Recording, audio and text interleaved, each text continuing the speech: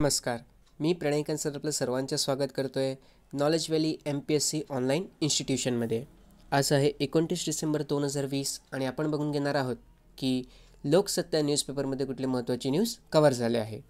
पहिली जी महत्त्वाची न्यूज आहे ती आहे कृषी सुधारणा सर्व सक्तीनिशी राबवणार असे पंतप्रधानांनी म्हटलं आहे. शेतीला चालना देण्यासाठी आणि शेतकऱ्यांना सशक्त करण्यासाठी केंद्र सरकारने कृषी क्षेत्रात ऐतिहासिक सुधारणा केल्या आहेत. त्या संपूर्ण शक्तीनिशी आणि निष्ठेने राबवल्या जातील असा निर्धार पंतप्रधान नरेंद्र मोदी यांनी 100व्या किसान रेलला हिरवा झेंडा दाखवताना केला. किसान रेल छोट्या आणि उपेक्षित असलेल्या 80% शेतकऱ्यांना त्यांचा कृषी माल दूरच्या बाजारात पाठवण्यासाठी लाभदायक ठरेल असेही नरेंद्र मोदी म्हणाले. आपल्यासाठी महत्त्वाचं आहे ते किसान रेल. तर आपण किसान रेलविषयी माहिती घेऊया. किसान रेल जे आहे ते मिनिस्ट्री ऑफ रेल्वेच्या अंतर्गत येते. मिनिस्ट्री ऑफ रेल्वे किंवा रेल्वे मिनिस्ट्री याचा अंतर्गत येते किसान रेल. आणि किसान रेल अशी एक परियोजना आम्ही राबवणार आहेत असं केंद्र सरकारने 2020-21चा जो बजेट सेशन होता त्याच्यामध्ये अनाऊन्स केला होता. आता किसान रेलसारखी स्कीम आणण्याची गरज काय लागली? एक एक्झाम्पल घेऊया आपण. समजा तमिळनाडू राज्य आहे. तमिळनाडू राज्यामधनं आपल्याला राजस्थान येथे एखादा शेतीमाल पोचवायचा आहे. आता जर मी रोड ट्रान्सपोर्टने किंवा रस्ता मार्गाने जर हे माल राजस्थानला पोचवायला निघालो तर मला त्याच्यामागे कमीत कमी 7 ते 10 दिवस लागू शकतात. अशा वेळेस जे माझ्या शेतीचा जे माल आहे त्याच्यामध्ये भाजीपाले असू शकतात, फळं असू शकतात. मग हे जे शेतीमाल आहेत ते एवढे दिवसापर्यंत टिकून राहणे खूप जास्त कठीण असते. आपल्याला माहिती आहे ते पॅरिशेबल मटेरियल त्याला आपण म्हणतो. पॅरिशेबल म्हणजे काय? तर लवकरात लवकर जर त्याला आपण उपयोगात नाही आणलं तर ते खराब होणार. तर अशा परिस्थितीमध्ये आपण कसे काय हा माल लवकरात लवकर इतर राज्यामध्ये पोचू शकतो? मग त्यासाठी आपण रेल हा पर्याय निवडला आणि किसान रेल ही परियोजना सुरू केली की ज्याच्या माध्यमातून जी काही पॅरिशेबल कमोडिटीज आहेत, पॅरिशेबल म्हणजे लवकरच खराब होऊन जातात, तशी पॅरिशेबल कमोडिटी आपण कोल्ड चेन किंवा कोल्ड स्टोरेजच्या माध्यमातून आणि ते पण ट्रेनमध्ये. ठीक आहे, ट्रेनमध्ये जे काही बोगी असतात त्यांना स्पेशली अशी डिझाईन केली जाते की त्याच्यामध्ये आपण रेफ्रिजरेटर लावू शकतो. म्हणजे हे जे बोगी असणार ट्रेनची ते रेफ्रिजरेटेड असेल. ओके, मग काय होईल याच्यामध्ये जे टेम्परेचर ते खूप खाली असेल. मग त्याच्यामुळे जे काही फळभाजी आहेत ते लांब समयपर्यंत आपल्याला टिकवण्यामध्ये मदत होईल. आणि या रेलच्या माध्यमातून आपण काय करूया तर आपण इतर राज्यांमध्ये ही जी कमोडिटी आहे किंवा जे शेतीमाल आहे त्याला ट्रान्सपोर्ट करूया. हा बेसिक प्रिन्सिपल आहे कसलं तर किसान रेलचा. लक्षात ठेवा किसान रेलमध्ये जे काही डबे असणार आहे, जी काही बोगी असणार आहे ते रेफ्रिजरेटेड असणार. ओके, म्हणजे वातानुकूलित असतील ते. तसंच आता आपण किसान रेल ही परियोजना राबवून काय केला तर 2022पर्यंत शेतकऱ्यांची जे इन्कम आहे, जी त्यांची आय आहे त्याला दुप्पट करायचे. जे अशोक दलवाई कमिटीने सांगितलं होतं की आपल्याला 2022पर्यंत शेतकऱ्यांची जी काही इन्कम आहे त्याला डबल करायचं आहे. तर त्या दिशेनं आपण हे एक पाऊल पुढे उचललेलं आहे. ठीक आहे, किसान रेलच्या माध्यमातून. आता पहिली जी किसान रेल होती ती आपण देवलाली ते दानापूर. देवलाली कुठे आहे तर देवलाली महाराष्ट्रामध्ये आहे आणि दानापूर कुठे आहे तर दानापूर बिहारमध्ये आहे. याच्या दरम्यान आपण आपली पहिली जे किसान रेल होती ते चालवली होती. ओके, आणि आता 100वी रेल आपण लॉन्च केली आणि त्यालाच हिरवी झेंडी दाखवताना पंतप्रधान नरेंद्र मोदीजीने हे अनाऊन्समेंट केली होती. काय बरं की आम्ही जे काही कायदे केलेत त्याला आम्ही सर्व शक्तीनिशी राबवणार आहेत. दुसरी न्यूज बघू, पुढची काय न्यूज आहे ते. पुढची न्यूज आहे ती आहे कोविशिल्डला जानेवारीत परवानगीची आशा, 50% मात्रा भारतालाच देण्याचा अदर पुनावाला यांचा पुनरुच्चार. बालकांच्या न्यूमोनियावर सिरमची लस. सिरम इन्स्टिट्यूट ऑफ इंडियाने तयार केलेल्या बालकांच्या न्यूमोनियावरील न्यूमोसिल लस सोमवारी केंद्रीय आरोग्यमंत्री डॉक्टर हर्षवर्धन यांच्या उपस्थितीत रुग्णसेवेत दाखल झाली. जागतिक स्तरावर 5 वर्षाखालील सर्वाधिक बालकांच्या मृत्यूचे कारण न्यूमोनिया हे आहे. त्यापैकी 20% बालके भारतीय आहेत. आतापर्यंत लस आयात करत असल्यामुळे ती देशातील सर्व बालकांसाठी देणे शक्य नव्हते. आता सिरमने तयार केलेली संपूर्ण भारतीय बनावटीची लस भारतासह जगातील बालमृत्यू रोखण्यासाठी उपयुक्त ठरेल. लक्षात ठेवा लसीचं नाव काय आहे? लसीचं नाव आहे न्यूमोसिल. ओके, आणि आता आपण न्यूमोनिया याच्याविषयी थोडीशी माहिती घेऊया. लक्षात ठेवा 2009 पासनं नोव्हेंबर 12 जे आहे ती आपण वर्ल्ड निमोनिया डे म्हणून साजरा करतो आहे. काय बरं, तर वर्ष 2009पासनं नोव्हेंबर 12 जे आहे ते आपण दरवर्षी वर्ल्ड निमोनिया डे म्हणून साजरा करतो आहे. आता निमोनिया डे म्हणून साजरा करण्यामागचा आपला उद्देश काय आहे, तर अवेअरनेस पसरवणे, की प्रत्येकामध्ये जनजागृती आणणे, की बाबा निमोनिया कशामुळे होतो, त्याला कसं रोखता येऊ शकतो, त्याच्यासाठी औषधे उपलब्ध आहेत का, मग आहेत तर ते कुठे उपलब्ध असतील, हे सर्व जे जनजागृती आहे ते करणे, हे वर्ल्ड निमोनिया डे साजरा करण्यामागचं एक उद्दिष्ट आहे. 2020चा जो वर्ल्ड निमोनिया डे आपण साजरा केला त्याची थीम काय होती, व्हेरी इम्पॉर्टंट.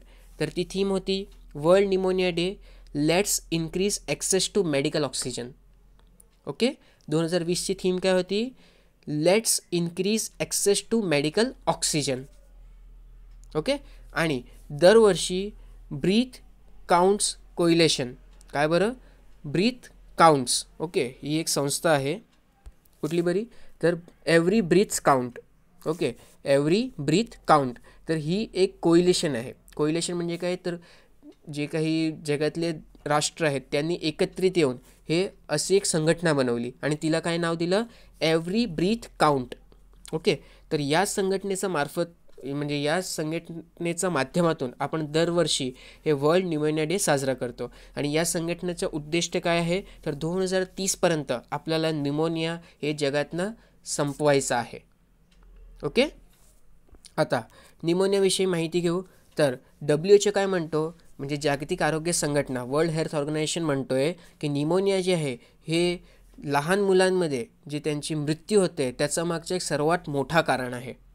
ओके, दरवर्षी 14 लाख मुलं जे की 5 वर्षाचं वयापेक्षा कमी आहेत यांचा मृत्यू हे निमोनियामुळे होतो.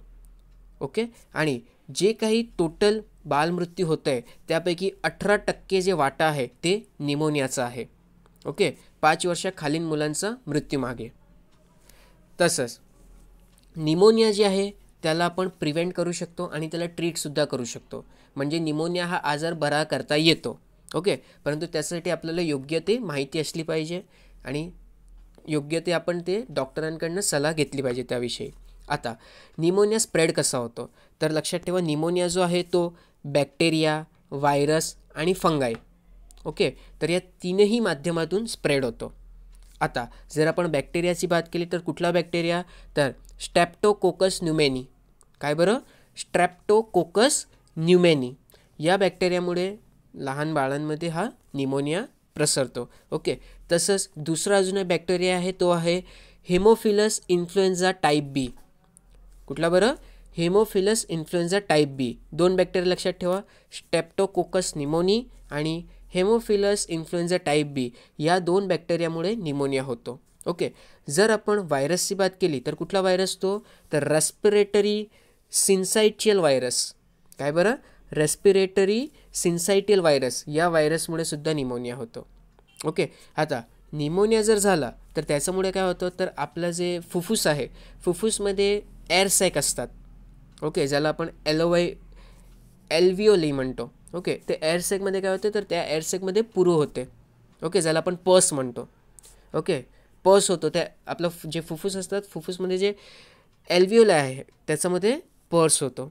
ओके, आणि हे सर्वात जास्त इम्पॅक्ट कोणाला करतो, तर जे लहान मुलं असतात त्यांना आणि 65 वर्षापेक्षा अधिक वयाची जे वृद्ध असतात त्यांना हे सर्वात जास्त इम्पॅक्ट करतो. ओके, आता याचे सिम्पटम्स काय ते सुद्धा आपण बघून घेऊ. तर सिम्पटम्समध्ये तुम्हाला एकतर ताप येऊ शकतो, थंडी वाजू शकते, खोकला होऊ शकतो आणि ओला खोकला होतो बरं का, म्हणजे कफ होतं एका प्रकारे. त्यानंतर तुमचा बॉडीमध्ये वीकनेस येते, तुम्हाला एकदम बोर झाल्यासारखं वाटते, तुम्ही एकदम म्हणजे म्हणजे बोलतो ना एकदम ॲक्टिव्ह फील नाही करत तुम्ही. त्यानंतर तुम्ही जे श्वास घेते त्याच्यामध्ये तकलीफ होते. ओके, कधी कधी जे श्वसन प्रक्रिया ते खूप जास्त फास्ट होऊन जाते किंवा खूप जास्त स्लो होऊन जाते. ओके, तर हे सर्व सिम्पटम्स आहे कशाचे, तर ते निमोनियाचे. अच्छा, याला प्रिव्हेंट करता येऊ शकते का, उत्तर आहे हो, याला आपण प्रिव्हेंट करू शकतो आणि याची ट्रीटमेंटसुद्धा अवेलेबल आहे. ओके, आता प्रिव्हेंट करण्यासाठी आपल्याला काय करावं लागेल, तर आपल्याला आपला आजूबाजूला हे स्वच्छता ठेवावी लागेल. ओके, आणि जर याला ट्रीटमेंट करायची असेल तर याच्यासाठी वॅक्सिन्स अवेलेबल आहे. तर आपण ते डॉक्टरांच्या माध्यमातून हे वॅक्सिन्सना ग्रहण केलं पाहिजे, तर ज्याच्यामुळे आपला निमोनिया आहे तो ट्रीट होऊ शकतो. ओके, त्यानंतर याची जे ट्रीटमेंट आहे निमोनियाची ते 5 ते 7 दिवसपर्यंत चालू शकते. याच्यामध्ये तुम्हाला अँटीबायोटिक्स जे आहेत त्याचा कोर्स करावा लागतो. ओके. आता हे जे निमोनियाचं बर्डन आहे तो किती जास्त भयंकर आहे ते आपण इथे बघून घेऊ.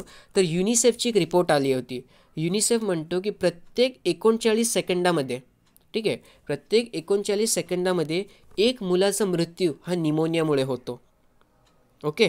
आणि दरवर्षी लगभग 8 लाख मुलं जे आहेत ते निमोनियाची शिकार होतात. म्हणजे जर आपण एक ॲव्हरेज पकडली तर दररोज 2200 मुलं हे निमोनियाच्यामुळे मृत्यू पावतात.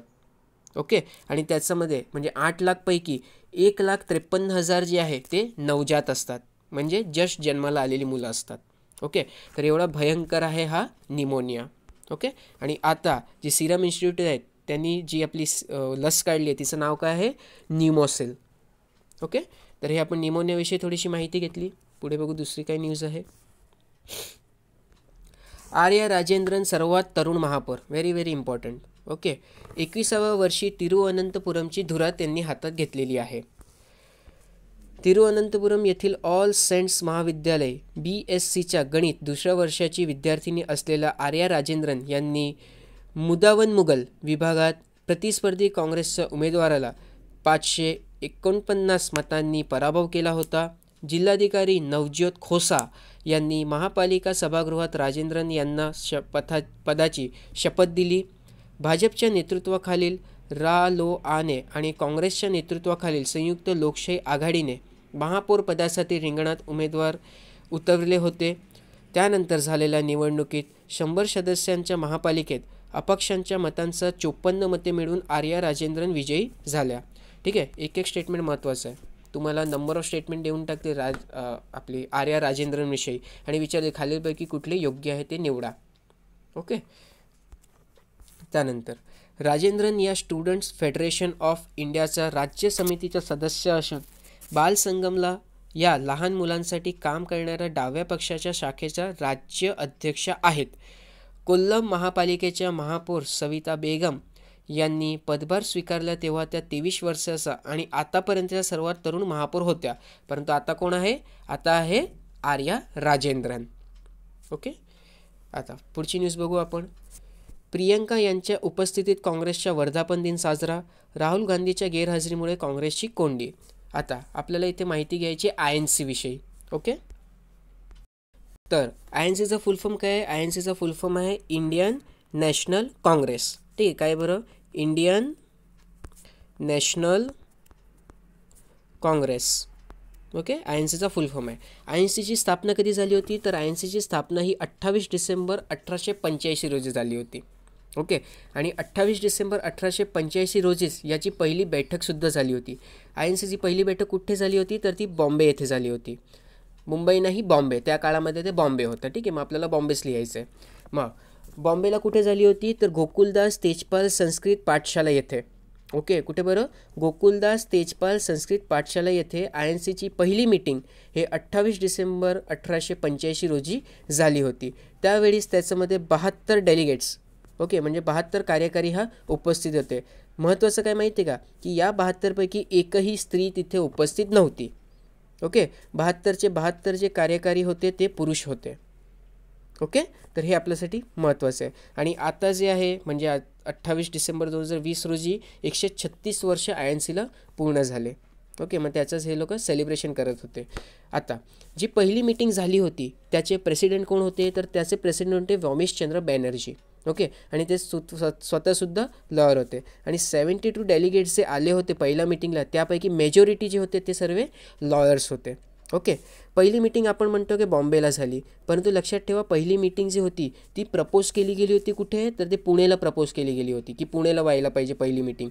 परंतु तिथे प्लेग प्रसरला होता आणि त्यामुळे तो जो स्थळ आहे त्याला आपण बॉम्बेला शिफ्ट केला.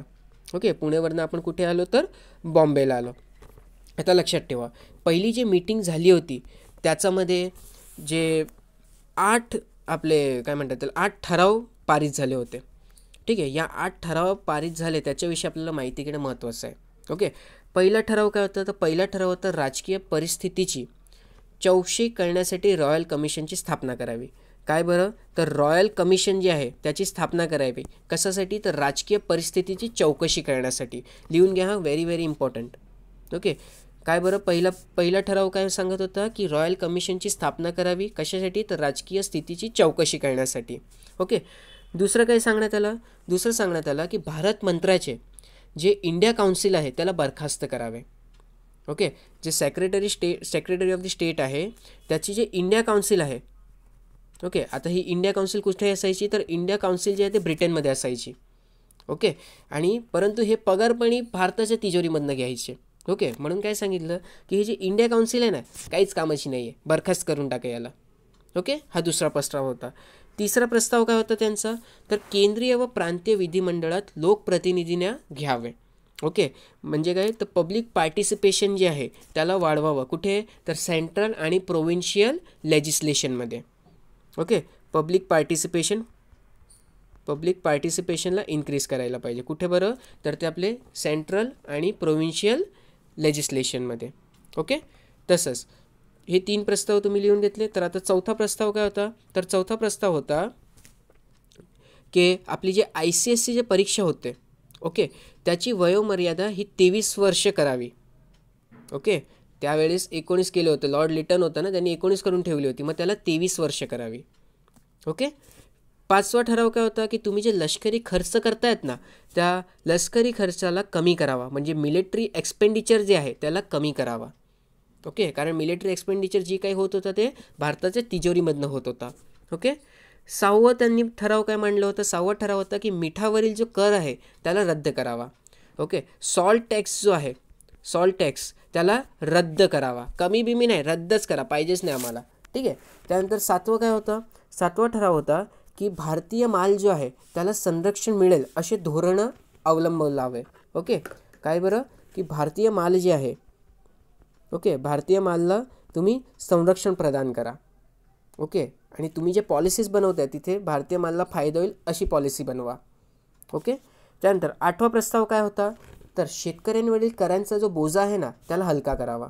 ओके. जे आपला फार्मिंग टॅक्स आहे किंवा फार्मरवरचा जो टॅक्स आहे त्याला कमी करावा. ओके.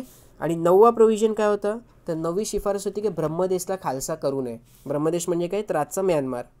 ओके. याला खालसा करू नये. ओके. ही प्रोव्हिजन्स होते. Very very important. पहिल्या मीटिंगला कुठले प्रोव्हिजन्स होते हे खूप जास्त इम्पॉर्टंट आहे, तर याची नोट्स करून घ्या. ओके. आणि पहिली जी मीटिंग झाली होती तेव्हा 2 मुस्लिम सदस्यसुद्धा होते. जे 72 डेलिगेट्स आपण बोललो त्यापैकी 2 मुस्लिमसुद्धा होते. इम्पॉर्टंट आहे ते. कोण बरं, तर R.M. Sayani. Okay. R.M. Sayani. आणि दुसरे जे होते ते होते आपले A.M. धारमनी. A.M. धारमनी. ओके. तर हे नावसुद्धा तुम्ही नोट डाऊन करून ठेवा. तर हे आपण बघितलं काय बरं, तर INC विषयी थोडीशी आपण माहिती घेतली. ओके. त्यानंतर पुढे जाऊया. दुसरी काही न्यूज आहे. महाराष्ट्र प्रज्ञाशोध परीक्षा 23 जानेवारीला होणार आहे. ओके. तर प्रज्ञाशोध परीक्षा जी असते ती 8वी 9वी आणि 10वीमध्ये असताना आपण देऊ शकतो. आणि त्याची जे यंदाची एक्झाम आहे ते 23 जानेवारीला होणार आहे. ओके. त्यानंतर पुढे आहे ते अर्णव गोस्वामी बार्कच्या अधिकाऱ्यात आर्थिक व्यवहार TRP प्रकरणी गुन्हे शाखेचा न्यायालयात दावा. ओके. तर आपल्याला इथे कशाविषयी माहिती घ्यायची, आपल्याला इथे माहिती घ्यायची बार्कविषयी. ओके. सर्वात पहिले लक्षात घ्या की बार्कचा फुल फॉर्म काय आहे. तर बार्कचा फुल फॉर्म आहे ब्रॉडकास्ट ऑडियन्स रिसर्च काउन्सिल. काय बरं, broadcast audience research council. BARC कधी अस्तित्वात आलं होतं, तर बार्क 2010 रोजी म्हणजे 2010 सालामध्ये अस्तित्वात आला होता. आणि बार्कला हे जे काही ॲडव्हर्टायझर्स आहेत किंवा जे काही ॲड एजन्सीज आहेत, ब्रॉडकास्टिंग कंपनीज आहेत, यांनी एकत्रित येऊन हे बार्कचं फाउंडेशन टाकलं होतं. ओके. म्हणजे बार्कची स्थापना केली होती. ओके. आणि कुठली कुठली होती, तर त्याच्यामध्ये इंडियन सोसायटी ऑफ ॲडव्हर्टायझर्स, त्यानंतर द इंडियन ब्रॉडकास्टिंग फाउंडेशन आणि advertising agency association of India, हे 3 मेजर काय म्हणतात ते फर्म्स होते करणं. ठीक आहे. मेजर 3 फर्म्स होते ज्यांनी एकत्रित येऊन ह्या बार्कची स्थापना केली. ओके. त्यानंतर 2014 सालामध्ये ministry of information and broadcasting जे आहे त्यांनी टेलिव्हिजन रेटिंग एजन्सीसाठी काही पॉलिसी गाईडलाईन्स बाहेर पाडले.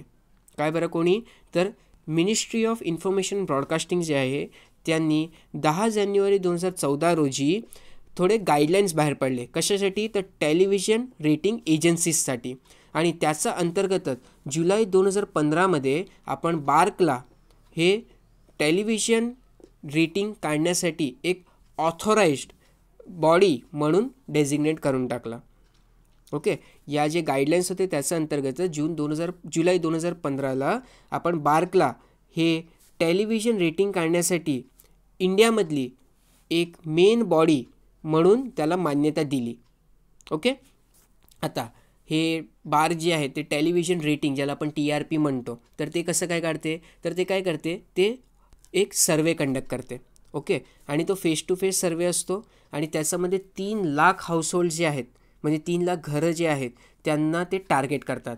आणि हा देश म्हणजे जगातला सर्वात जास्त हाऊसहोल्डना टार्गेट करणारा एकमात्र टेलिव्हिजन सर्वे आहे. ओके, सर्वात जास्त लोकांना टार्गेट करणारा एकमात्र असं किंवा जगातला सर्वात मोठा टेलिव्हिजन सर्वे करणारी बॉडी आहे. ओके, कुठली बरी? तर बार्क. याच्यामध्ये काय करतात ते? तर जी काही हाऊसहोल्ड्स आहेत म्हणजे जे काही गृहस्थ आहेत त्यांना 12 कॅटेगरीमध्ये डिवाईड करून टाकतात.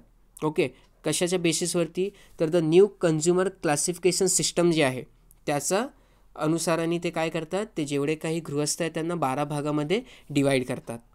ओके, आणि ते 11 आयटमवरती फोकस करतात. म्हणजे काय बरं? की त्यांच्याकडे विजेचं कनेक्शन आहे का नाही, त्यांच्याकडे गाडी वगैरे आहे का नाही. तर असे 11 आयटम्स आहेत. त्या लिस्टमध्ये जर तुम्ही बसत असाल तर तुम्हाला ते हाऊसहोल्ड म्हणून कन्सिडर करतात. ओके, एवढ्या डिटेलमध्ये तर नाही विचारतील, पण लक्षात ठेवा बार्क जे आहे ते हे टेलिव्हिजन रेटिंगसाठी सर्वे कंडक्ट करते. हाऊसहोल्ड सर्वे असतो ते, आणि असा एवढा मोठ्या प्रमाणावरती सर्वे कंडक्ट करणारी जगातली सर्वात मोठी बॉडी आहे. Okay, television related. Television related. चला, मग आपण बार्कविषयी थोडीशी माहिती घेतली. पुढे बघूया अजून काय आहे. 50% सवलत केवळ वर्षभरच. ओके, तर कोविड-19चा प्रादुर्भावामुळे आता आपल्याला बांधकाम क्षेत्राला चालना द्यायची होती. मग त्यासाठी आपण एक कमिटी बसवली होती. ओके, तर ती कमिटीचे जे अध्यक्ष होते त्यांचं नाव लक्षात ठेवा. तर त्यांचं नाव होतं दीपक पारेख. थोडीशी माहिती दिली ते बघून घेऊ आपण. कोरोना टाळेबंदीमुळे बांधकाम उद्योगाला मोठा फटका बसला. या उद्योगाला उभारी देण्यासाठी काय करता येईल याबाबत HDFCचे अध्यक्ष दीपक पारेख यांच्या अध्यक्षतेखाली समिती स्थापन करण्यात आली होती. ओके, फक्त लक्षात ठेवा दीपक पारेखचं नाव आणि ते HDFCचे अध्यक्ष आहे. आणि बांधकाम विभागामध्ये किंवा बांधकाम विभागाला चालना देण्यासाठी जी समिती नेमण्यात आली होती त्याचे ते अध्यक्ष होते. कोण बरं? दीपक पारेख. ओके, त्यानंतर पुढे अविनाश कोल्हे यांना पु. देशपांडे पुरस्कार. आता हे जे अख्खा आर्टिकल आहे त्याच्यामध्ये बरेचसे आपल्यांना पुस्तकं आणि त्याचे लेखकाचे नाव दिले गेलेत. आपल्याला फक्त पुस्तकं कुठली आणि त्याचे लेखक कोण आहे एवढं लक्षात ठेवायचं आहे. बाकी कोणाला काय अवॉर्ड भेटलं आहे ते लक्षात नाही राहिलं तरी चालेल. ठीक आहे, कारण जोड्या लावामध्ये बऱ्याचदा आपण बघितलं आहे की MPSC पुस्तक आणि त्याचं लेखकविषयी माहिती विचारतो आणि इथे तर अवॉर्ड दिले गेलेत, मग ते पुस्तकं महत्त्वाची आहेत. ओके, तर पटापट आपण वाचून घेऊया. पंगतीतलं पान या कादंबरीसाठी अविनाश कोल्हे यांना पु. देशपांडे स्मृती पुरस्कार आणि चंद्रकांत वानखडे यांना गांधी का मरत नाही या ग्रंथासाठी डॉक्टर वा. मीराशी स्मृती वैचारिक वाङ्मय पुरस्कार प्रदान करण्यात येणार आहेत. ओके, पंगतीतलं पान याच्यासाठी हे कोणी लिहिलं आहे? तर अविनाश कोल्हे यांनी. गांधी का मरत नाही हे कोणी लिहिलं आहे? तर ते चंद्रकांत वानखडे यांनी. त्यानंतर महात्मा गांधी आणि डॉक्टर बाबासाहेब आंबेडकर संघर्ष आणि समन्वय या ग्रंथ कोणी लिहिला आहे? तर नामदेव कांबळे, आणि त्यासाठी त्यांना कुसुमानील स्मृती समीक्षा पुरस्कार देण्यात येणार आहे. वैद्यकशास्त्रातील कालवेद या ग्रंथासाठी डॉक्टर प्रमोद कोलवाडकर यांना खू देशपांडे स्मृतिशास्त्रीय लेखन पुरस्कार जाहीर झाला आहे. मनोज सुरेंद्र पाठक यांना दंडविधान या काव्यसंग्रहासाठी शरदचंद्र मुक्तिबोध स्मृती काव्यलेखन पुरस्कार दिला जाणार आहे. तर ना देशपांडे स्मृती ललित लेखन पुरस्कार गायी गेल्या राना या ग्रंथासाठी रवींद्र जवादे यांना घोषित झाला आहे. गजानन फुसे यांना दिवस बोलू देत नाही या काव्यसंग्रहासाठी आणि डॉक्टर विजय राऊत यांना डॉक्टर आसा सावदेकर साहित्य विश्व या ग्रंथासाठी नवोदित साहित्य लेखन पुरस्कार जाहीर झाला आहे. ज्येष्ठ कथाकार ज. पुरोहित उर्फ शांताराम यांच्या स्मरणार्थ दिला जाणारा दिवाळी अंकातील सर्वोत्कृष्ट कथेसाठीचा शांताराम कथा पुरस्कार संवाद सेतू या दिवाळी अंकातील निर्णय या कथेसाठी डॉक्टर शुभंकर कुलकर्णी यांना जाहीर झाला आहे. नितीन नायगावकर यांना हरिकिशन अग्रवाल स्मृतिपत्रकरिता पुरस्कार देण्यात येईल. कविवर्य ग्रेस यांच्या स्मृतिप्रीत्यर्थ युगवाणी नियतकालिकातील सर्वोत्कृष्ट लेखनासाठी दिला जाणारा पुरस्कार यंदा सुधीर पटवर्धन यांच्या संजय गणोरकर यांनी घेतलेल्या मुलाखतीत जाहीर झाला आहे. कवी अनिल यांची संपूर्ण कविता या ग्रंथासाठी श्याम माधव धोंड यांना उत्कृष्ट संपादनाचा पुरस्कार घोषित करण्यात आला आहे. उल्हास साबळे आणि विलास जोशी यांना नक्षत्रगाथा विशेष उल्लेखनीय पुरस्कार जाहीर झाला असून विदर्भ साहित्य संघाच्या उत्कृष्ट शाखा पुरस्कार वर्धा शाखेला जाहीर झाला आहे. या सर्व पुरस्काराचे स्वरूप रोख 5,000 आणि सन्मानचिन्ह असे आहे. 14 जानेवारीला विदर्भ साहित्य संघाचा 98व्या वर्धापनादिनी या पुरस्कार वितरण करण्यात येईल. काय महत्त्वाचं आहे? फक्त पुस्तकं आणि त्याचे लेखक. ठीक आहे, याच्यासाठी एक तुम्ही बॉक्समध्ये म्हणजे एक फॉर्मॅट बनवून घ्या. एका साईडला पुस्तक लिहा, समोर त्याचे लेखक लिहा आणि त्याला नोट करून ठेवा. ओके, नोट करून ठेवा, नंतर रिवाईज पण करा. त्यानंतर पुढे जे आहे ते आहे दगडफुले हवा प्रदूषणाची निर्देशक. थोडीशी माहिती दिली गेली दगडफुलांविषयी, ते आपण बघून घेऊ. तर निसर्गात प्राणी वनस्पती प्राणी परस्परावलंबनाची अनेक उदाहरणे आहेत. याच एक प्रकार म्हणजे सहजीवन किंवा सिम्बायोसिस. Very important. आता सिम्बायोसिस काय ते पण माहिती दिली गेली आहे पुढे. या प्रकारच्या सहजीवनात दोन सजीव एकमेकांच्या सहवासात राहून नात्याचे बंध निर्माण करतात आणि हे बंध एकमेकांना पूरक ठरतील अशा पद्धतीने या सजीवांची शरीररचना आणि कार्यप्रणाली असते. दगडफूल ही अशा प्रकारच्या सहजीवनाची अत्युच्च पातळी दर्शवणारी वनस्पती आहे. या दगडफुलांच्या शरीररचनेत बुरशीच्या तंतूचे 2 जाड थर असतात आणि या 2 थरांच्या मध्ये शेवाळांच्या पेशीचा एक थर असतो. शेवाळांच्या पेशीमध्ये भरपूर प्रमाणात असलेल्या हरितद्रव्याच्या साहाय्याने शेवाळ सूर्यकिरणाची ऊर्जा वापरून आपले अन्न तयार करतात आणि या अन्नाचा एक वाटा बुरशीला देतात. या बदल्यात बुरशी शेवाळला लागणारे पाणी, ओलावा आणि पोषक द्रव्ये अशा कच्चा माल पुरवते. म्हणजे दोन्हीही एकमेकांना मदत करतात. अत्यंत प्रतिकूल वातावरणात देखील या वनस्पती सहजपणे तग धरू शकतात. परंतु विविध प्रजातींची दगडफुले हवेतील सल्फर आणि नायट्रोजनाची संयुगे, त्याप्रमाणे शिशे, पारा यासारखे जड धातू अशा प्रदूषकांच्या संपर्कात तग धरू शकत नाही. त्यामुळे आपल्या परिसरातील वृक्ष अथवा खडकांवर जर दगडफुले विपुल प्रमाणात वाढलेली असतील तर त्या परिसरातील हवा शुद्ध आहे असे खुशाल समजावे. या व्यतिरिक्त दगडफुलांच्या द्रवामुळे खडकांना चिरे पडतात आणि कालांतराने त्यांचा भुगा होऊन अतिशय पोषक मूलद्रव्यांनी युक्त अशी माती तयार होते.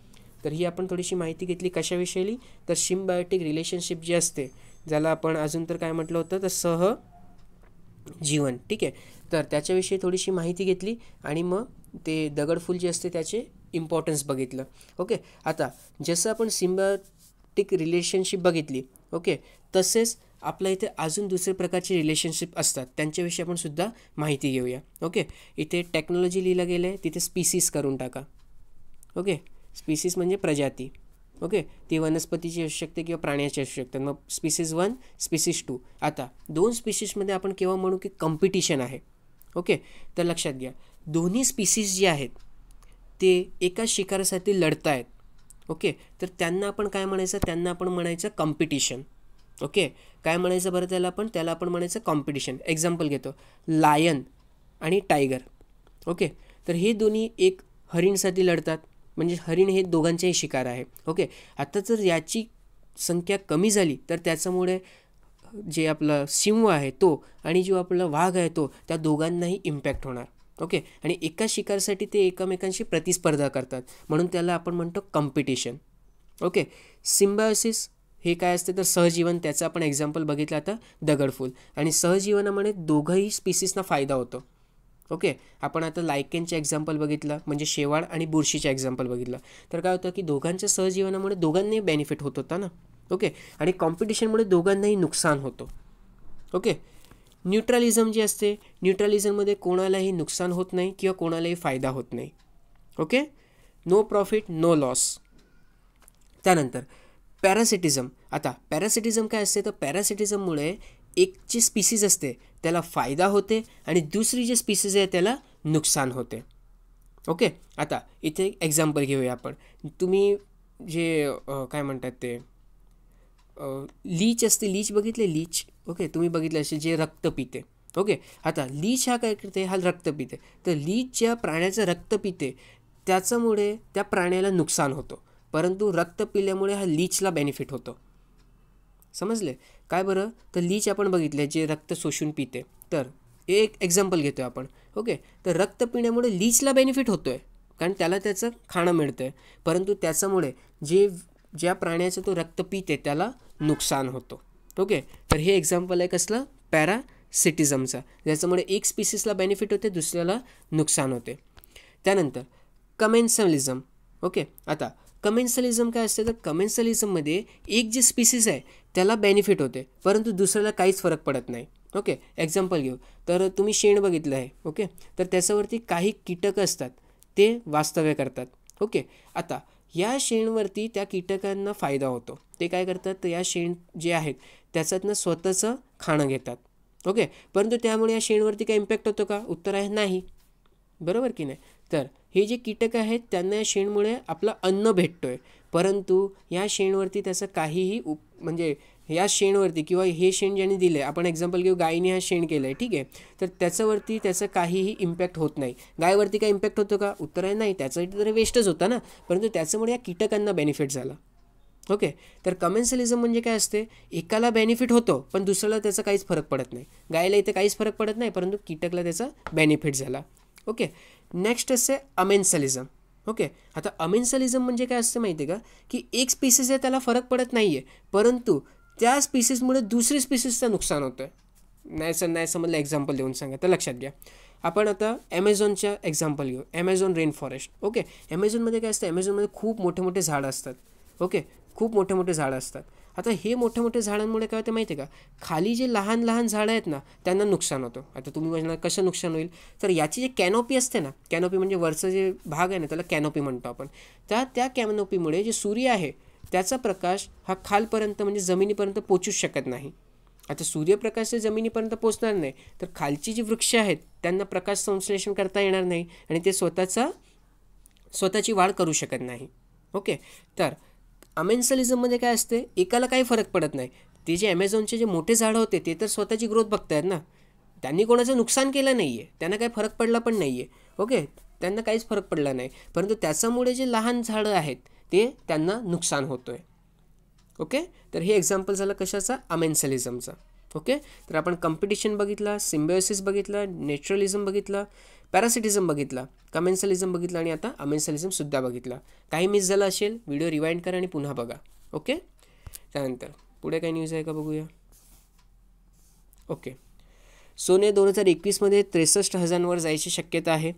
ठीक आहे, सरकारी सुवर्ण रोख्यातील गुंतवणूक संधी खुली झाली आहे. सरकारी सार्वभौम सुवर्ण रोख्यांची म्हणजे गोल्ड सॉव्हरेन बॉन्ड नवीन मालिका सोमवारपासून सुरू झाली. आता आपल्यासाठी हे महत्त्वाचं आहे की जे आता काय म्हटलं, गोल्ड सॉव्हरेन बॉन्ड स्कीम जी आहे, ठीक आहे, ती काय असते त्याच्याविषयी आपण माहिती घेऊया. ओके, तर इथे मी हा मस्त बॉक्स बनवला आहे. तर सॉव्हरेन गोल्ड बॉन्ड स्कीम जी आहे त्याच्याविषयी आपण या बॉक्समधनं माहिती घेणार आहे. सर्वात पहिले लक्षात घ्या की सॉव्हरेन गोल्ड बॉन्ड स्कीम आहे ते कशाला आणली होती आपण. भारतातले जे लोक आहेत त्यांना सोन्याचं लय मोह आहे. ओके, त्यांना सोने म्हणजे पाहिजेच पाहिजे. दरवर्षी सोन्याचे जे गहने आहेत ते घरात यायलाच पाहिजे. ओके, तर आपण काय करतो, आपल्याला माहिती आहे की भारतामध्ये सोन्याचं उत्पादन एवढ्या प्रमाणात होत नाही, त्यामुळे आपण सोनं जे आहे ते इम्पोर्ट करतो. ओके, सोन्याचे आपण काय करतो तर आयात करतो. तर या आयात केल्यामुळे काय होतं की भारतचे आपल्या इथे काय म्हणतात ते ट्रेड डेफिसिट जी आहे, ओके, ट्रेड डेफिसिट जी आहे ते आपल्या इथे वाढतो आणि त्याच्यामुळे गव्हर्नमेंटला जे जास्त नुकसान होते. ओके, नुकसान होते म्हणजे काय, आपल्याला पैसा बाहेर द्यावा लागतो ना देशातनं. ओके, तर ट्रेड डेफिसिट वाढतो ज्या कंट्रीकडनं आपण घेतो आहे त्या कंट्रीजोडी. आता हे आपल्याला कमी करावं लागेल. ओके, तर आपल्याला आयात कमी करायचं दुसरं आपल्याकडे काय ऑप्शन आहे, तर आपण फिजिकल गोल्ड म्हणजे सोनं न देता सोन्याच्या किमतीचे आपण बॉन्ड लोकांना द्यायचे.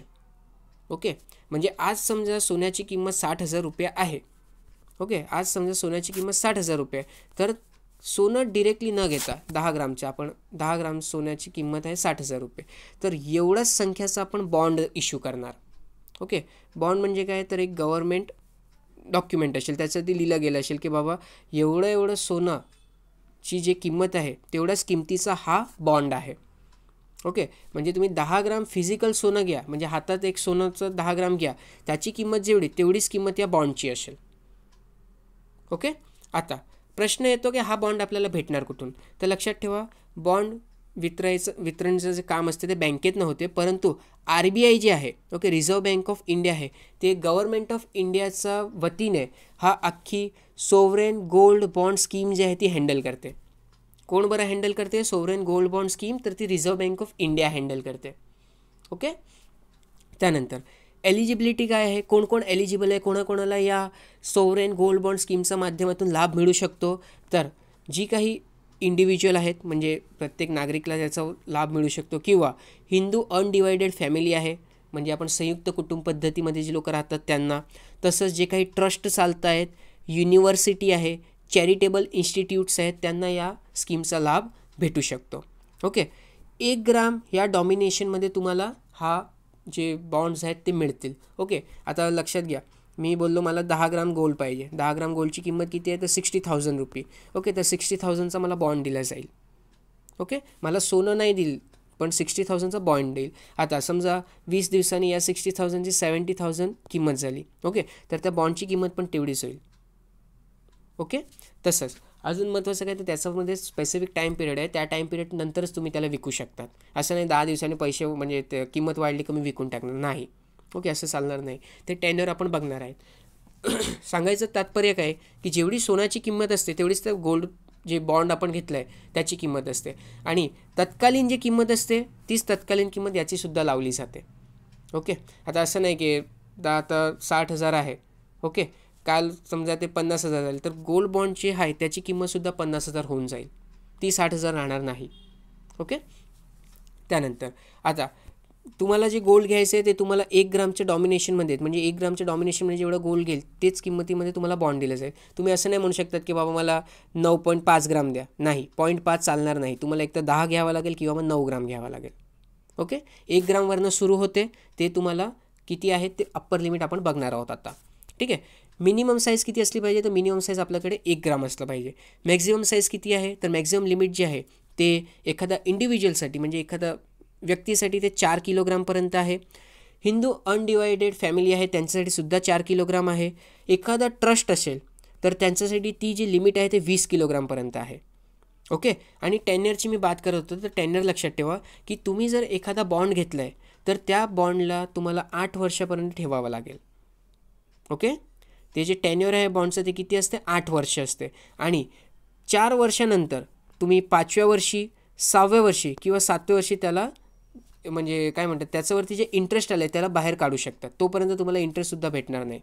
ठीक आहे, तुम्हाला ते एक म्हणतात ना सेविंग म्हणून कमीत कमी 4 वर्ष ठेवावं लागेल. 5व्या, 6व्या आणि 7व्या वर्षी तुम्ही इंटरेस्ट काढू शकता, आणि 8व्या वर्षीनंतर तुम्ही त्याला विकू शकतात. ओके, त्यानंतर आता हे जे बॉन्ड आहेत ते बॉन्ड तुम्ही स्टॉक मार्केटमध्ये त्याची ट्रेडिंग करू शकता. ओके, इम्पॉर्टंट आहे, स्टॉक मार्केटमध्ये ते ट्रेड करता येते आपल्याला. ठीक आहे, तसंच आपल्याला ते जर मिळवायचे असेल तर आपण ते बँकमधनं मिळवू शकतो. ओके, स्टॉक जे लोक बघतायत, ओके, म्हणजे stock handling corporation of India limited ही जी कंपनी आहे त्या कंपनीमधनं आपण घेऊ शकतो, किंवा जे काही पोस्ट ऑफिसनं ती ऑथॉरिटी दिली आहे की तुम्ही हे गोल्ड बॉन्ड विकू शकतात, त्या पोस्ट ऑफिसेसमधनं आपण ते कलेक्ट करू शकतो. ओके, आणि national stock exchange of India limited जे आहे, तसंच बॉम्बे स्टॉक एक्सचेंज जे आहे त्याच्यामधनं सुद्धा आपल्याला हे गोल्ड बॉन्ड्स भेटू शकतात. ओके, इंटरेस्ट रेट काय असेल, तर इंटरेस्ट रेट आपण जे इनिशियल किमतीमध्ये बॉन्ड घेतलेलं आहे, आता समजा मी 20 ग्राम घेतला, ओके, म्हणजे काय, तर 1.2 लाख रुपीजमध्ये मी हा गोल्ड बॉन्ड घेतला. ओके, तर 1.2 लाखवरती मला दरवर्षी 2.5% एवढा इंटरेस्ट भेटेल. ओके, आणि ते सेमी ॲन्युअली काउंट होते, म्हणजे 6 महिन्यांनी ते काउंट होते. ओके, त्यानंतर 6 महिन्यांनी नव्हे तर ॲन्युअली मला 2.50 एवढा आपल्याला काय भेटणार आहे, तर इंटरेस्ट भेटणार आहे. ओके, एवढं लक्षात ठेवा. नॉमिनल व्हॅल्यू म्हणजे इनिशियल जे व्हॅल्यू असेल त्याच्यावरती. ठीक आहे, त्यानंतर कोलेट्रल काय, हां, तर आपण हे जे बॉन्ड्स आहेत त्याच्यावरती लोनसुद्धा घेऊ शकतो. ओके, त्याला ॲज अ सिक्युरिटी किंवा कोलेटरल आपण ठेवून त्याच्यावरती लोनसुद्धा घेता येते आपल्याला. पेमेंट कसा करावा लागेल, तर पेमेंट आपल्याला डिमांड ड्राफ्ट, चेक किंवा मग इलेक्ट्रॉनिक बँकिंग याच्या माध्यमातून आपण पेमेंट करू शकतो. ओके, कॅश पेमेंट फक्त मॅक्सिमम 20,000 रुपयेपर्यंतच अलाव आहे, त्याच्यापेक्षा जास्त तुम्ही कॅश पेमेंट करू शकत नाही. ओके, आणि जर तुम्ही आपलं काय म्हणतात ते डिजिटल पेमेंटच्या माध्यमातून जर तुम्ही पेमेंट केलं तर तुम्हाला प्रत्येक ग्राममागे 50 रुपये हा सूट दिली जाईल. ओके, त्यानंतर टॅक्स ट्रीटमेंट. आता लक्षात घ्या की तुम्ही हे जे गोल्ड बॉन्ड घेतलेत ते टॅक्सेबल आहेत. ओके, तुम्हाला इन्कम टॅक्स ॲक्ट 1961च्या अंतर्गत या बॉन्ड्सवरती टॅक्स भरावा लागेल. परंतु जेव्हा तुम्ही हे बॉन्ड्स विकतील आणि त्याच्यामुळे तुम्हाला जो कॅपिटल गेन होईल, म्हणजे तुम्हाला जे पैसे परत मिळतील, त्याच्यावरती कुठल्याही प्रकारचा टॅक्स लावला जाणार नाही. ओके, त्यानंतर ट्रेडेबिलिटी आपण बघितलं की आपण त्याला स्टॉक एक्सचेंजमध्ये ट्रेड करू शकतो. ओके, त्यानंतर तर हे आपण कशाविषयी बघितलं, तर सोवरेन गोल्ड बॉन्ड स्कीमविषयी बघितलं. मिनिस्ट्री ऑफ फिनान्सच्या अंतर्गत येते, परंतु RBI सर्व काम हे बघते. ओके, गव्हर्नमेंट ऑफ इंडियाचा बिहाफमध्ये. आता नवीन मालिका जी आली आहे, आता हे आपण म्हणू तर लक्षात घ्या की नोव्हेंबर 2015पासून हे गोल्ड बॉन्ड स्कीम स्टार्ट झाली होती आणि आता त्याची 4थी आवृत्ती आलेली आहे. ओके, तर याच्यामध्ये आपल्याला बेनिफिट काय होणार आहे, तर प्रत्येक ग्राम सोन्याची किंमत हा 5,000 रुपये निश्चित करून टाकली आहे. म्हणजे भले बाहेर आपल्याला 60,000 रुपये तोळा भेटतो आहे. ओके, परंतु आपण जर गोल्ड बॉन्ड स्कीमच्या माध्यमातून जर बॉन्ड परचेस केले तर आपल्याला ते 50,000 रुपयालाच भेटणार, कारण त्यांनी निश्चित करून टाकलेलं काय बरं, प्रत्येक ग्राम सोन्याची किंमत हा 5,000 रुपये असतील. ओके, किमान गुंतवणूक 1 ग्राम असेल आणि कमाल गुंतवणूक जी आहे ती मर्यादा 4 किलोपर्यंत असेल, जसं आपण आता बघितलं. ओके, गुंतवणूक कालावधी 8 वर्षाचा व 5व्या वर्षापासून मुदतपूर्वी विक्री तुम्हाला करता येतील. ओके, त्यानंतर आता मुदतपूर्व विक्री काय, म्हणजे 8 वर्षानंतर तुम्हाला विकायचं तर कितीमध्ये तुम्ही विकता येईल ते सर्व तुम्हाला समजणार. ऑनलाईन अर्ज व डिजिटल पेमेंट प्रति ग्रॅम 50 रुपयाची सवलत असेल ते सुद्धा आपण बघून घेतला. सर्वभौम सुवर्ण रोख्यांवर 2.5% व्याज असेल ते सुद्धा आपण बघितलं. मुदतपूर्वी रोखे विकताना भांडवली लाभ करपात्र असेल. ओके, काय बरं, मुदतपूर्वी रोखे विकताना जे भांडवली लाभ होईल ते करपात्र असेल. ओके, म्हणजे काय, 5व्या 6व्या 7व्या वर्षापासून तुम्हाला ते विकता येते, आपण ते बघितलं. मग तेव्हा जर तुम्ही विकला तर तुम्हाला ते जे कॅपिटल गेन होणार आहे त्याच्यावरती टॅक्स भरावा लागेल, परंतु 8 वर्षानंतर नाही. ओके, मुदतपूर्वी जर विकले तर तुम्हाला टॅक्स भरावा लागेल, परंतु मुदत नंतर जर तुम्ही विकले तर तुम्हाला कुठल्याही प्रकारचा त्याच्यावरती टॅक्स लागणार नाही. ओके, तर हे आपल्यासाठी महत्त्वाचं आहे. त्यानंतर बुडीत कर्जे 10.6% फुगण्याचा अंदाज. आता बुडीत कर्ज म्हणजे काय, तर NPA. Okay, non performing assets. तर आता आपल्याला नॉन परफॉर्मिंग असेट्सविषयी माहिती घ्यायची आहे. ओके, नॉन परफॉर्मिंग असेट काय असते, सर्वात आधी तर हे लक्षात घ्या. तर नॉन परफॉर्मिंग असेट म्हणजे अशी असेट असते, ओके, किंवा अशी प्रॉपर्टी असते ज्याच्यावरती बँकांना वाटते की आपल्याला कुठल्याही प्रकारची इन्कम होणार नाही आहे. म्हणजे बँकांनी त्याला सोडून दिलं आहे की बाबा आपल्याला इथून काहीच गेन होणार नाही आहे. भले आपण एखाद्या व्यक्तीला लोन दिला, आता समजा ही जमीन आहे, तर या जमीनला आपण सिक्युरिटी म्हणून एखाद्या व्यक्तीला 50,000चं लोन दिला, परंतु त्या व्यक्तीकडनं काहीच आपल्याकडे इन्कम आली नाही आहे. ओके, त्यांना आपण 50,000चं लोन दिला, त्याला सांगितलं दर महिन्याला तुला 5,000 रुपयाचा हप्ता द्यावा लागेल. ओके, पण त्या व्यक्तीने काय ते हप्ते वगैरे दिले नाही. किती दिवस, 90 दिवसापर्यंत. ओके, त्या व्यक्तीने काय ते हप्ते वगैरे दिले नाही, आणि त्यानंतर ही जमीन जर मी विकायला मार्केटमध्ये गेलो तर या जमिनीची जेवढ्या किमतीवरती मी लोन दिला होता, म्हणजे मी काय अपेक्षा केलं होतं की या जमिनीची कमीत कमी किंमत हा 50,000 रुपये तरी असेल. ओके, तर तेवढा भावसुद्धा या जमिनीला भेटत नाही आहे. मग काय झालं, माझे हे पैसे बुडाले. पैसे बुडाले म्हणजे काय, तर आता हे पैसे तर माझ्याकडे येणार नाही, परंतु ही जी जमीन विकून मी जे पैसे घेणार होतो तर ही जमिनीला सुद्धा किंमत येत नाही. म्हणून ही जमीन माझ्यासाठी काय झाली, तर नॉन परफॉर्मिंग असेट झाली. ओके, तर आता लक्षात ठेवा, जर एखादा बँक असेल, ओके, एक मिनटं हां, ओके, तर आता याच्यासाठी क्रायटेरिया काय असला पाहिजे, तर जर आपण कमर्शियल म्हणजे व्यापारासाठी जर एखादी लोन उचलली असेल आणि ती लोन 90 दिवसापर्यंत कुठल्याही प्रकारे त्या लोनवरती आपल्याला काही इन्कम झालेली नाही तर आपण त्याला NPA डिक्लेअर करतो. ओके, काय बरं, एखादी कमर्शियल लोन असेल, व्यापारासाठी जर एखाद्या व्यक्तीने लोन उचललेली असेल आणि 90 दिवसापर्यंत त्याची प्रिन्सिपल, ओके, त्याचा प्रिन्सिपल किंवा त्याचा इंटरेस्ट या दोघांपैकी कुठल्याही प्रकारची इन्कम आलेली नाही तर त्याला आपण काय समजूया, त्याला आपण NPA मध्ये कन्सिडर करतो. ओके. त्यानंतर एखादा पर्सनल व्यक्तीला तुम्ही कन्झ्युमर लोन दिलेली आहे आणि ती व्यक्ती 180 दिवसापर्यंत तुम्हाला कुठल्याही प्रकारची परतफेड करत नाही, तर त्याला आपण एन पी एमध्ये त्या लोनलासुद्धा आपण एन पी एमध्ये कन्सिडर करायचं. ओके. आता एखादा जर फार्मिंग सेक्टरमध्ये किंवा ॲग्रिकल्चर किंवा शेती या विभागामध्ये जर तुम्ही लोन दिलं असेल, तर तिथून जर आपल्याला 2 हार्वेस्टिंग सीझनमध्ये, ओके, किती सीझन, 2 हार्वेस्टिंग सीझनमध्ये आपल्याला जर कुठल्याही प्रकारची इन्कम आली नाही, तर त्याला आपण काय समजायचं, त्याला आपण समजायचं एन पी ए. ओके. आणि 2 जे सीझन म्हटलं, म्हणजे 2 हार्वेस्टिंग सीझन म्हटलं, ते 2 वर्षापेक्षा जास्त होता कामा नये. ओके. काय बरं, 2 हार्वेस्टिंग सीझन हे 2 वर्षापेक्षा जास्त होता कामा नये. ओके. आणि हे 2 हार्वेस्टिंग सीझनमध्ये जर आपल्याला कुठल्याही प्रकारची लोन परतफेड नाही झाली, तर त्याला आपण एन पी ए म्हणायचं. आता एन पी एमध्ये सुद्धा 3 कॅटेगरी आहे. ओके. सर्वात पहिली कॅटेगरी आहे ती आहे सबस्टँडर्ड. एकदा काही एन पी ए जाहीर झाला, ओके, कमर्शियल लोन असेल तर 90 दिवसांनी एन पी ए जाहीर होतो, कन्झ्युमर लोन असेल तर 120 दिवसांनी एन पी ए जाहीर होतो, आणि फार्मिंग किंवा शेतीसाठी लोन असेल तर ते 2 याच्यामध्ये काय म्हणतात त्याला आपण की 2 हंगामामध्ये, ठीक आहे, तुम्ही कुठल्याही प्रकारची जर परतफेड नाही केली तर ते एन पी ए जाहीर होतो. आता एकदा का एन पी ए जाहीर झाला, त्यानंतरसुद्धा जर ते 12 महिन्यापर्यंत तसंच एन पी ए राहिला, तर त्याला आपण सबस्टँडर्ड एन पी ए म्हणूया. ओके. एन पी ए 12 महिन्यापर्यंत तसंच राहिला, तर आपण त्याला सबस्टँडर्ड एन पी ए म्हणूया. ओके. त्यानंतर 12 महिन्यापेक्षा जास्त गेलं, ओके, काय बरं, 12 महिन्यापेक्षा जास्त गेलं, तर त्याला आपण काय म्हणायचं, त्याला आपण डाऊटफुल एन पी ए म्हणायचं. ओके. काय बरं म्हणायचं त्याला, डाऊटफुल एन पी ए, 12 महिन्यापेक्षा जास्त. ओके.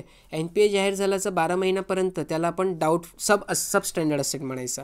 12 महिन्यानंतर त्याला आपण डाऊटफुल असेट म्हणायचा. आणि एकदा काही जे ऑडिटर असतात त्यांनी जाहीर केलं की बाबा आता याच्यातनं काहीच येणार नाही, की त्यानंतर आपण त्याला लॉस असेट म्हणायचं. ओके. काय म्हणायचं त्याला आपण, लॉस असेट. तर हे आपण एन पी एचे प्रकार बघितले. आय होप तुम्हाला समजलं असेल. ठीक आहे. पुढे बघू अजून काही न्यूज आहे. वास्तुरचनाकार विक्रम लाल यांचे निधन. तर प्रसिद्ध वास्तुरचनाकार विक्रम लाल यांचे ब्रेसल्स येथे निधन झाले. त्यांनी पटण्यातील बौद्ध स्मृती पार्कची रचना केली होती. दिल्लीतील अक्षरधाम मंदिराच्या वस्तुरचनेतही त्यांचा सहभाग होता. लाल हे बौद्ध स्थापत्याचे जाणकार होते. भारतीय अभिजात संगीतातील विशेषज्ञ होते. ओके. आणि ते कुठे होते, तर ब्रसेल्समध्ये राहायचे. दिल्ली येथील लाल अँड असोसिएट्स या कंपनी त्यांची भागीदारी होती. Architecture of Buddhist world, the golden lands हे त्यांचे प्रसिद्ध पुस्तक आहे. Very important. ओके. कुठलं बरं, तर architecture of Buddhist world, the golden lands हे त्यांचे प्रसिद्ध पुस्तक आहे. त्यानंतर पुढे न्यूज बघूया. हां, तर ICC पुरस्कार जाहीर झाले आहेत, तर त्याच्यामध्ये थोडेसे नामांकन दिले, आपण पटापट बघून घेऊ. तर ICC या दशकातील सर्वोत्तम पुरुष क्रिकेटपटू विराट कोहली. ICC या दशकातील सर्वोत्तम महिला क्रिकेटपटू ॲलिस पेरी, ऑस्ट्रेलियाचे आहेत ते. ICC या दशकातील सर्वोत्तम कसोटी क्रिकेटपटू स्टीव्ह स्मिथ, ऑस्ट्रेलियाचे. ICC या दशकातील सर्वोत्तम एकदिवसीय क्रिकेटपटू विराट कोहली. ICC दशकातील सर्वोत्तम T20 क्रिकेटपटू राशिद खान. दशकातील सर्वोत्कृष्ट एकदिवसीय क्रिकेटपटू ॲलिस पेरी. सर्वोत्तम T20 क्रिकेटपटू ॲलिस पेरी. सर्वोत्तम संलग्न क्रिकेटपटू कायले कोएट्झ. त्यानंतर सर्वोत्तम महिला संलग्न क्रिकेटपटू कॅथरीन ब्राईस. आणि सर्वोत्तम खेल भावनेचा पुरस्कार गेला आहे तो महेंद्र धोनींना. ओके, महेंद्रसिंग धोनी यांना. तर हे आपण ICC पुरस्कारांविषयी बघितलं. ओके. तर आजच्या आपल्या न्यूज डिस्कशनमध्ये एवढंच आहे. तुम्हाला कुठल्याही प्रकारची काहीही डाऊट असल्यावरती तुम्ही ते आपल्या कमेंट सेक्शनमध्ये मेन्शन करू शकतात. पेपरची जे PDF आहे ते तुम्हाला आमच्या टेलिग्राम चॅनलवरती अवेलेबल होईल, आणि टेलिग्रामची लिंक आहे ते तुम्हाला डिस्क्रिप्शन बॉक्समध्ये भेटून जाईल. तर घरी राहा, सुरक्षित राहा, शिकत राहा. धन्यवाद.